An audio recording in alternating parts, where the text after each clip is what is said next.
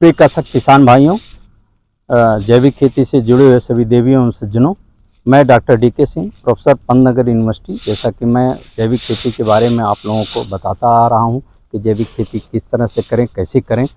और आज यहाँ ये चूँकि हमारा ये पूरा जैविक क्षेत्र है, जहाँ की हम कंपैरेटिव स्टडी कर रहे हैं जैविक और कन्वेंशनल में क्या अंतर होता है, और उसमें सॉइल में क्या अंतर होता है, प्रोड्यूस में क्या अंतर होता है। तो आज इस चीज़ को देखने के लिए हमारे कुलपति महोदय और हमारे डायरेक्टर रिसर्च और हमारे जॉइंट डायरेक्टर जो यहाँ क्रॉप रिसर्च सेंटर के हैं, ये सब लोग यहाँ आ रहे हैं, पधार रहे हैं, और ये देखने के लिए कि क्या परफॉर्मेंस है यहाँ जैविक खेती की। प्रणाम सर। क्या दिखा रहे हो सर? हमारा ये जो जैविक ब्लॉक है पूरा, यहाँ बेसिकली हम 3 तरह के स्टडी कर रहे हैं। एक तो ये है कि जैविक और कन्वेंशनल केमिकल सिस्टम में डिफरेंस क्या है, उसमें अंतर क्या है डिफरेंट फार्मिंग और क्रॉपिंग सिस्टम के अंतर्गत। तो इसमें हमने 4 basmati rice based cropping system है सर, 4 क्रॉपिंग सिस्टम है इसमें। 4 क्रॉपिंग सिस्टम इस सीजन में हमारे पोटैटो लगे हैं, गेहूं लगा हुआ है, मटर लगा हुआ है, सरसों लगा हुआ है, पीली सरसों है, ये थोड़ी छोटी ही रहती है सर।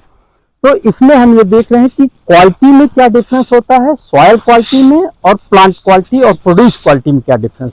तो सर हम जैसा कि 1.5 दशक से पहले से हम स्टडी कर रहे हैं, हमने यहाँ ये पाया हुआ है सर कि जो हमारा जैविक उत्पाद होता है उस उत्पाद में सर और केमिकल उत्पाद जो होता है उसमें दोनों में बहुत डिफरेंस होता है सर। उसमें माइक्रोन्यूट्रिएंट भी ज़्यादा होते हैं, उसमें थोड़े से जो विटामिन वो। और इस साल मैं उसमें पूरा अध्ययन ये करवा रहा हूँ कि डॉक्टर अर्चना कुशवाहा जी हैं उसमें फूड न्यूट्रिशन में। तो इस साल मैं उसमें ये अध्ययन करवा रहा हूँ कि एंटी डायबिटिक प्रॉपर्टी क्या है जो हमारा ऑर्गेनिक प्रोड्यूस निकलता है उसमें। तो वो सारा पूरा अध्ययन।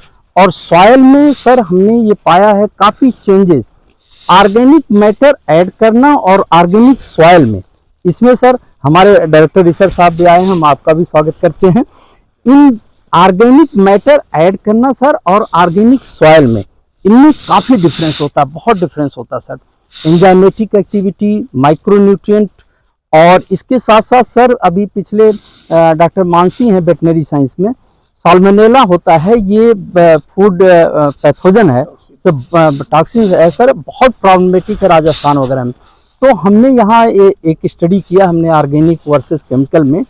तो ऑर्गेनिक में सर वो बहुत कम ट्रेसेस सॉइल में मिला, लेकिन प्लांट में वो बिल्कुल नहीं मिला, बिल्कुल जीरो रहा, क्योंकि जो ऑर्गेनिक सॉइल होती है उसकी डिग्रेडेबिलिटी कैपेसिटी ज़्यादा होती है। और इसमें हमने मेटाजेनोमिक स्टडी भी किया हुआ है। इसमें जो फंक्शनल ग्रुप होते हैं उस फंक्शनल ग्रुप में स्यूडोमोनास, इन सब ये डोमिनेंट ग्रुप होते हैं। चूँकि ये डोमिनेंट करते हैं इसलिए जो क्लिनिकल माइक्रोब्स होते हैं वो कम होते हैं, और फूड पैथोजन भी बिल्कुल नहीं, प्लांट में भी बिल्कुल नहीं। और इस बार मैं उसमें उसके प्रोड्यूस में भी मैं अध्ययन करवाऊंगा सर। तो एक तो मेरा ये अध्ययन है, इस पर कर रहे हैं। दूसरा हमारा है सर, तो मैं बासमती राइस की वैरायटी और व्हीट की वैरायटी, ये दोनों को कंपेयर कर रहा हूँ, कौन सी वैरायटी। अब अगर ये तो हमारा ऑर्गेनिक वर्सेस है सर, केमिकल पीछे है, ये कहीं भी ऑर्गेनिक जो है केमिकल से कम नहीं है, ये इक्वल ग्रोथ है और इक्वल प्रोडक्टिविटी भी है।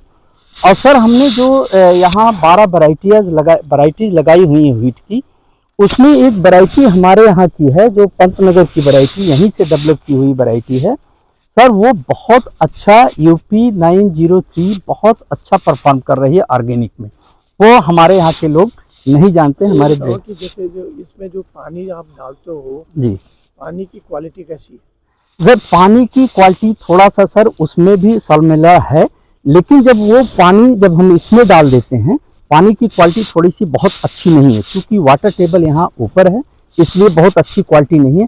लेकिन जो ऑर्गेनिक सॉइल है उसमें चूँकि उसकी डिग्रेडेबिलिटी ज़्यादा होती है, तो जो पुअर क्वालिटी वाटर भी होता है उसकी भी उसका कोई रिफ्लेक्शन और कोई रेजिड्यू हमारे प्रोडक्ट में नहीं आता है, प्रोड्यूस में नहीं आता है। तो जो ऑर्गेनिक सॉइल होती है इनकी डिग्रेडेबिलिटी ज़्यादा होती है। टोटल जैसे इकोनॉमिक बेनिफिट जिसे बोलते हैं ना जी, वो कॉस्ट इफेक्टिवनेस कितनी है सर हम फार्मर्स को भी ये सजेस्ट करते हैं अगर हम सारी चीज़ें ऑर्गेनिक में कोई भी हम मार्केट पे डिपेंड नहीं हो, जितना इनपुट, अगर इनपुट हम अपने जनरेट करते हैं तो ये सब कास्ट इफेक्टिव है, कास्ट इफेक्ट, लेकिन इनपुट सारा अपने यहाँ जनरेशन होना चाहिए। हम कंपोस्ट है, बर्मी कंपोस्ट है और ग्रीन मैन्योर बेस्ड है हमारा पूरा सिस्टम, ये सारा हम यहाँ बनाते हैं और सारा हम अपना इस्तेमाल। कितने मतलब किसान भाई आपके पास अभी तक आए? सर हमारे पास तो बहुत, इसके पहले एक हमारा प्रोजेक्ट था सर, उसमें कम से कम हमारे पास 3,500 किसान हमसे जुड़े हुए थे।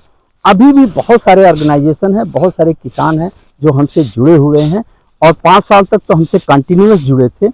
अब सर ये हमारा जो ऑर्गेनिक स्कूल होने जा रहा है, research school on organic farming, sir उसमें जो है अभी से जैसे हमने उसको डाला, रिफ्लेक्ट किया कि हमारे Pantnagar ahead on organic farming हमने उस पर डाला, तो बहुत सारे उसके रिपरकशंस हुए और लोग हमसे कंसल्ट कर रहे हैं सर्टिफिकेट कोर्स के लिए भी, ट्रेनिंग के लिए। हमारे कुलपति जी यहाँ आए और हमारे डायरेक्टर रिसर्च साहब आए, जॉइंट डायरेक्टर रिसर्च आए यहाँ CRC क्रॉप रिसर्च सेंटर। हम सभी का बहुत बहुत आभार प्रकट करता हूँ कि ये लोग आए और यहाँ जाने, यहाँ डिस्कस किया कि किस तरह से जैविक खेती में क्या डिफरेंसेस होते हैं, किस तरह से जैविक खेती किए। कुछ हमारे वाइस चांसलर साहब निर्देश भी दिए कि आप इस लाइन पे करिए, ऐसे करिए, और जिससे कि ज़्यादा से ज़्यादा हम किसानों तक पहुंच सकें और किसानों के यहाँ हमारी जो तकनीकी यहाँ डेवलप हुई है वो किसानों के यहाँ तक जा सके। आज के लिए बस इतना ही, आगे हम आपको वीडियोज़ बनाते रहेंगे। बहुत बहुत धन्यवाद। जय हिंद, जय भारत।